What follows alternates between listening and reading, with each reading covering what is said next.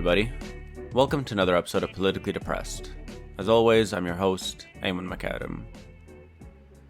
Something incredibly surreal happened to me yesterday, or something I experienced. And I don't want to talk about it for the whole episode. I'm going to bring it up very briefly.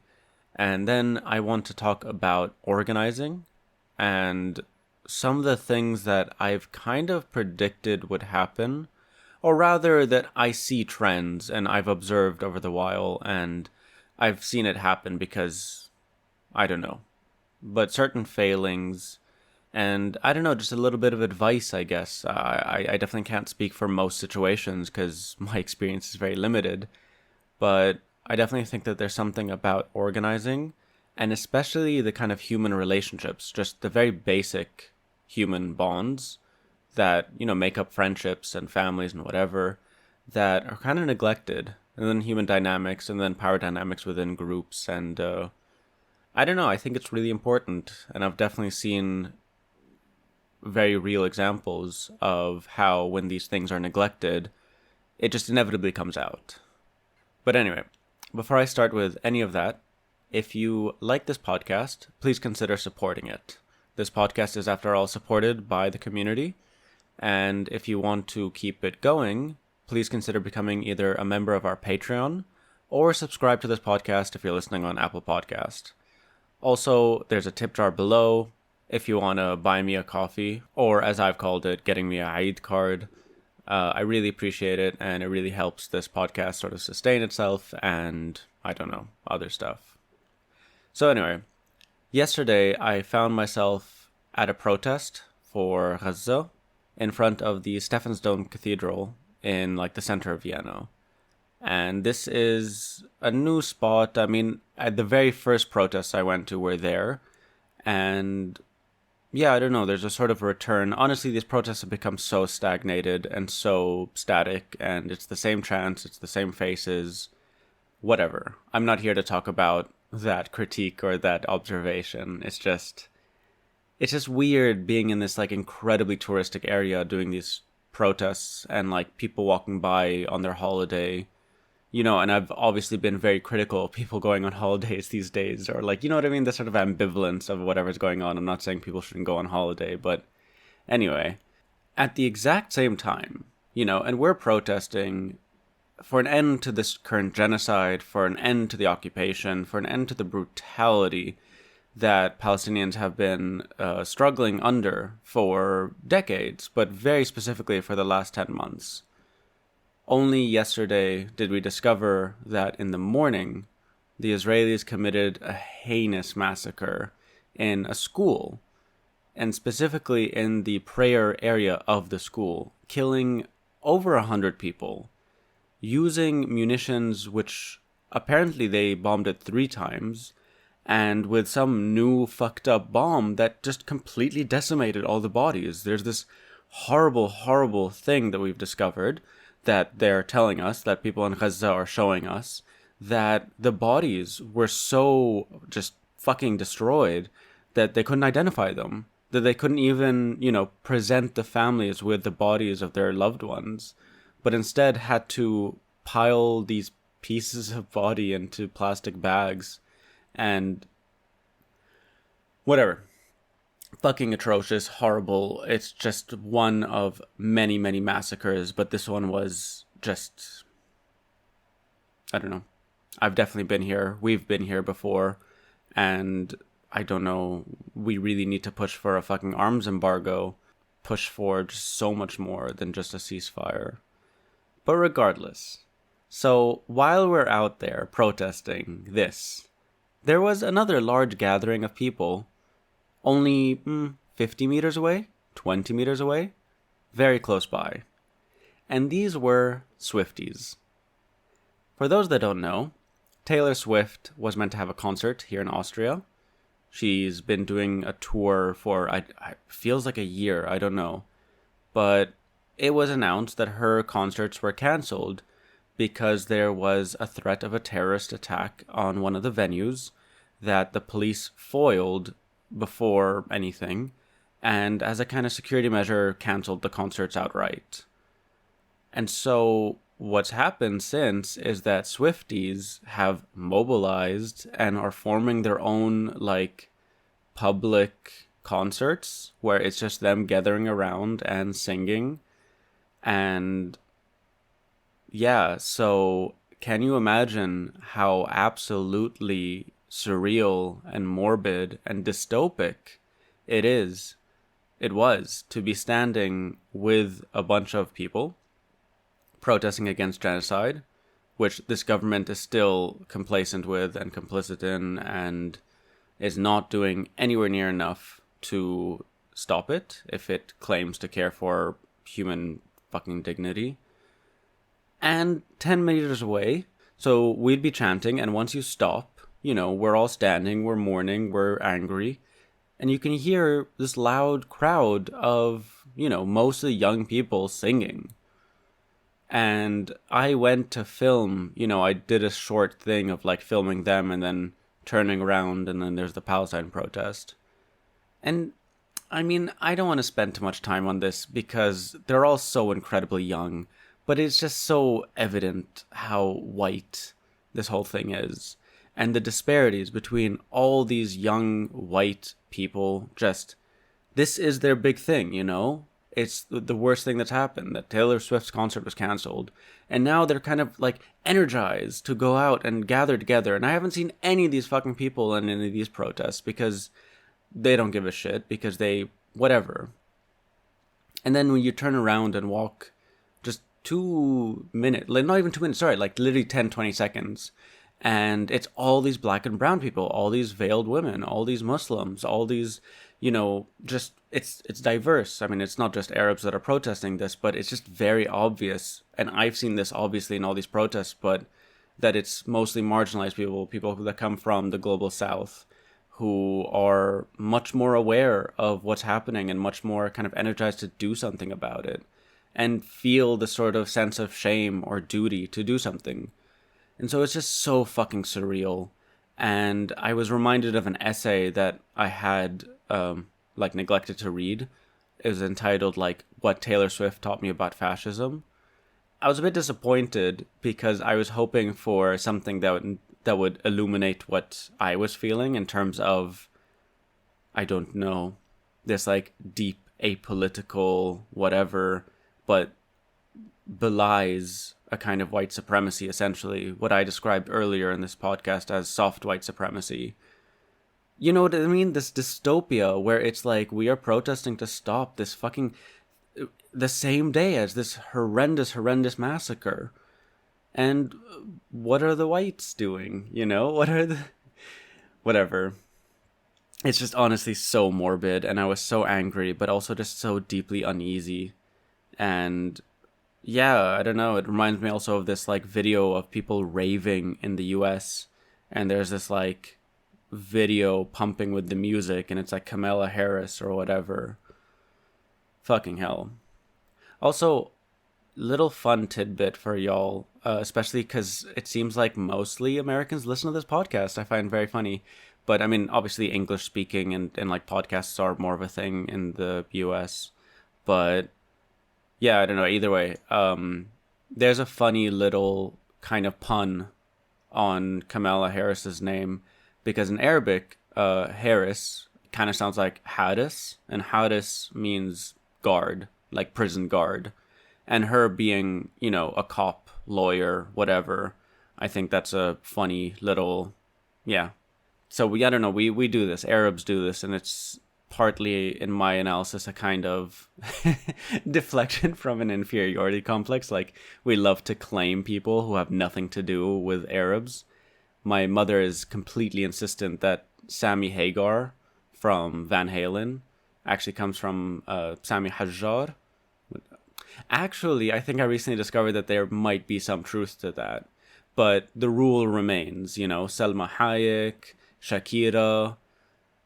Apparently, who's this guy that plays Neo in The Matrix? Keanu Reeves. He apparently went to the school I went to in Beirut. And I don't know, you know what I mean? People will tell you that. He was in Beirut. He was in Lebanon. Or she's Lebanese. Anyway, so there's like kind of like joke manifestation of that where it's like Shakespeare becomes Shakespeare, like, and he's one of us. Or, yeah, Sammy Hagar. We do have a lot of people that don't know that they're Arabs. Like, I don't know, Michel Temer comes from a Lebanese family, the former president of Brazil. You got a lot of these people in, like, Latin and South America. I think Honduras, some president, I think Bukele, I think he comes from a Palestinian family. Anyway, this is a weird digression. So, the thing I actually do want to talk about that I feel like I can actually speak to more on, the reason I didn't spend that much time talking about Taylor Swift and this whole thing is because I'm realizing I don't have any more to say. I feel like there's something I've been saying about like the Olympics and the Golden Globes and just all these things where it's just like, it's there. I really don't have much to say. There's not much room for analysis. It's just two groups, one, all white people, all whatever, singing, doing whatever, being completely separate from the world and kind of complacent within white supremacist, imperialist, capitalist patriarchy, that is manifesting in this genocide and in so many others. And then the other group of like people who are already so disempowered, trying to do whatever they can, and are ultimately incredibly fucking heartbroken and shifted by what's happening. I have nothing more to say about that. Like, it's just, that's that. Obviously, there's stuff to be done and there's stuff to say, but I don't know. What I do want to talk about, though, what I feel like I can talk to a bit more, is something else I've noticed happen in the last few weeks here in Vienna. So I've talked a lot about the fact that I've been going to these Palestine solidarity protests over the last 10 months, and through them, I've been meeting people in a way that I haven't been meeting them since I left Lebanon, as in like forming kind of, first of all, like meeting people literally. I knew very few people before these protests because issues, depression, alienation, but regardless. And so these protests provided me a space where it's like like-minded people who are also interested in political action and like engaged at a local level and stuff. But I've been kind of peripheral to them, and sort of intentionally, because I don't want to get too into certain things, and I'm already attached to certain things. I don't want to overload myself. I know it takes work. I know it takes commitment to like be part of a group.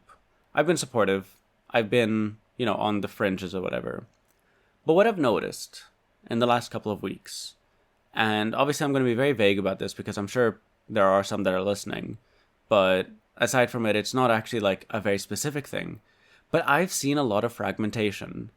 And like, it doesn't strike me as fragmentation that's based on political differences, on tactical differences, on, you know what I mean? Like the sort of usual conception of infighting amongst the left or whatever. It does seem mostly like very personal differences. And I've been seeing this in several instances, and I've been thinking about this all along. I remember one of the first times that I found myself, with a lot of people in a certain organizational space, and thinking I was the new one. And when I started talking a bit, I realized, like, wait, y'all don't know each other. Like, I thought you've been doing this for months. It's like, yeah, we have been, but it's like, okay. And for me, as someone who has organized in a kind of mutual aid space, and also, I don't know, I'm reminded constantly of this like little cute phrase that Bell Hooks used to say, and people are sometimes surprised when they hear that, what, Bell Hooks said that, because I think reading her and listening to her are very different. Like, I've watched so many of her they're not lectures, they're like talks that she has with people, and she curates the talks and she picks the people and she whatever. And I don't know, there's so much more like casualness when she's talking and in conversation and whatever. And one thing I remember her saying was, if you can buy shoes with someone, you can do politics with them. And obviously that's a simplification, and obviously that's not something that like, I mean, as someone who does not like to go shoe shopping or shopping in general, but it's this idea that in order to organize with someone, in order to like do sustained political actions and organizing, whatever with other people, there needs to first be a kind of care, a relationship, because we obviously in our actions also want to be, what's this idea of prefigural politics? We want to be manifesting the politics that we are preaching and sort of within our spaces being anti-capitalist. And that means in the ways that we relate to each other. And so it's not this transaction of what have you done for me lately?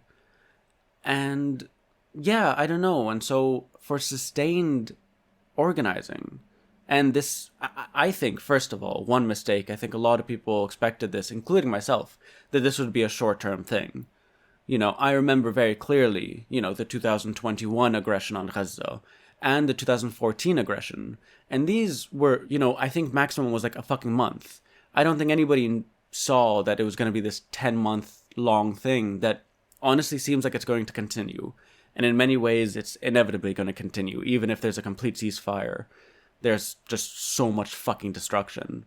But regardless, in terms of our capacity to organize from afar, in solidarity with this, but also people are clearly drawing links that in order to be powerful agents, to like actually have an impact, we also need to take care of ourselves. And I don't mean here like in terms of mental health, which obviously that's a part of. You're listening to the podcast Politically Depressed, and so a lot of it is about mental health. But I even saw a little like reel by Mariam Berghouti, and she was saying that when people ask her, what can we do for Palestine, and especially people outside, she apparently would tell them, take care of your community. Take care of yourselves. Make sure that your communities are strong and resilient, because otherwise you won't be able to do anything. And I don't know, honestly, like some of these groups seem to like genuinely be dissipating, and they're just smaller, and it's already small. I mean, the amount of people that care to begin with here in Vienna, in Austria, then in Vienna, and then those that are mobilizing on that care, and those that are doing like actions, like it's very, very small. And yeah, anyway, I think I'm going in circles, but what I'm trying to say is that even though we're coming into these things with political ideals, with kind of measures of success and ideals of, I'm an anarchist, I'm a communist, I'm a feminist, I'm a whatever, I want to do this, there is also the fact that you're just dealing with other people. And I actually think that that is like much more important than what tendency you belong to. Again, like I said, I've organized for the last 3 years in a group, a mutual aid group, and we're quite involved with each other, and over 3 years we've been quite involved in each other's lives, and we hold space for each other, and we hold space for conflict. And honestly, the group would not have lasted this long and would not be able to do the work it does if we did not prioritize each other's care, each other's I don't know how to describe that. If we didn't prioritize each other. It's a mutual aid space where we support the community, but I've always thought of the mutual aid as something we practice internally as well. And I think it has created a sense of cohesion, of duty, of not obligation, but an ability to contribute in the space, and you're held in that space. And especially when conflict arises, and it will arise. I was in conversation with someone yesterday who said, yeah, but this is political work, it's not like friendships. And I'm like, yes, but the thing is those things will come up anyway. Even if you don't talk about it, even if you're just no, we're all going down, and we're just going to be chanting the same chants. That's our thing together. There's not much is going to happen there. But also, inevitably, there will be conflict, even at the most petty level.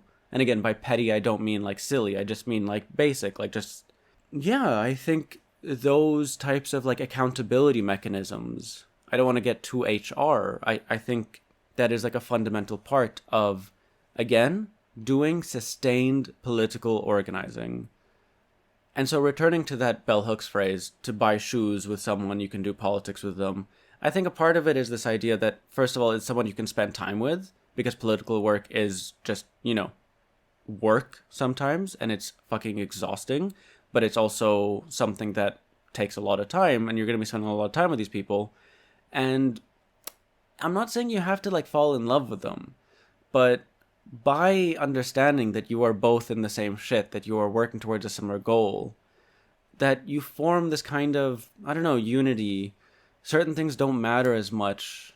I don't know how to describe this. I feel like I'm losing the point. But there's also this idea of someone you trust. And building that trust is something that needs effort. I was talking about this to somebody yesterday, and they said that there's another person within these spaces who's been talking about like forced socializing. And I responded, that sounds a bit like, cultural revolutionary, whatever kind of stuff, but I see it, and I see the problems that have happened that I think are a result of the lack of thinking or prioritizing of those aspects, maybe because they're seen as secondary. But I think it's there no matter what. And we only weaken or hinder our movements and our spaces and our organizations by neglecting those things. Because at the end of the day, we are just humans. We are just people. And we are petty as fuck, like, and there will be disagreements, there will be conflict, and especially if it's like intense work and it's work that's a bit like removed, let's say, like it's not just about me, it is something, it's a bigger thing, and it takes a fucking long time. And like I've said before, it can't only be about Gaza. Gaza is the priority, it is the urgency right now.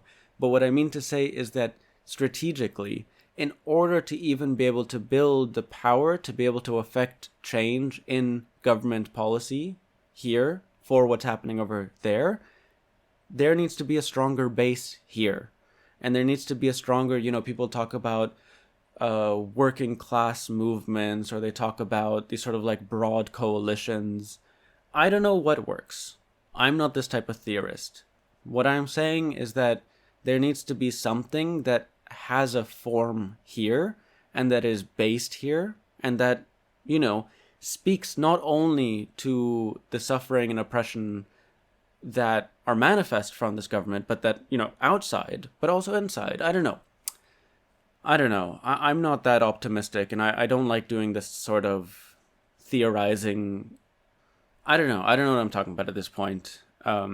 Obviously, once it gets to this thing of what needs to happen, I have no idea. There are some things that are clear to me, but there are some things that aren't clear to anybody because it's so huge and so many things need to happen at once. And it's very difficult to talk about because I can only talk about my experience, and it's I have sort of limits of like a kind of political theorizing of like, we need to form a in order to crush the bourgeoisie. I'm not this type of person.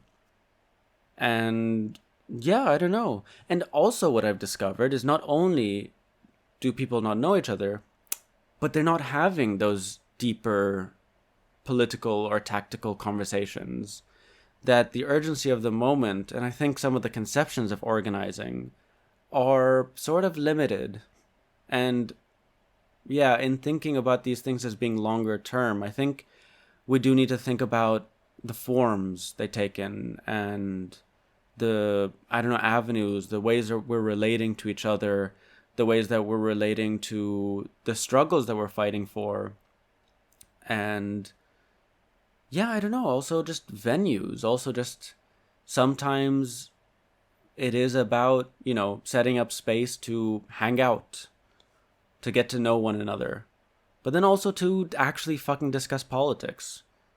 I'm discovering that because I'm discovering that a lot of people who've been very engaged in the last 10 months for Gaza actually don't know that much about Gaza or about Palestine or about the region or about the history. This isn't a call out.